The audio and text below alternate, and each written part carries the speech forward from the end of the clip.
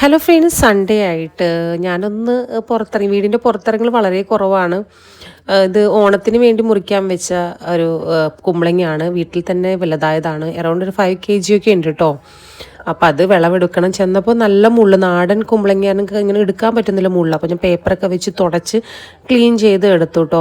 ഞങ്ങളുടെ വീട്ടിൽ പൊതുവേ എന്ന് പറഞ്ഞു കഴിഞ്ഞാൽ വളരെ എല്ലാ സാധനങ്ങളും കേട്ടോ, പൊതുവേ നാടൻ സാധനങ്ങൾ മാത്രം ഉപയോഗിക്കുന്ന ആളുകളാണ് ഞങ്ങൾ. പച്ചക്കറി ആയിക്കോട്ടെ, വെളിച്ചെണ്ണ ആയിക്കോട്ടെ, പൊടികളായിക്കോട്ടെ, ഒക്കെ ഞങ്ങൾ സ്വയം തന്നെ വീട്ടിലുണ്ടാക്കി കഴിക്കുന്ന ആളുകളാണ് കേട്ടോ.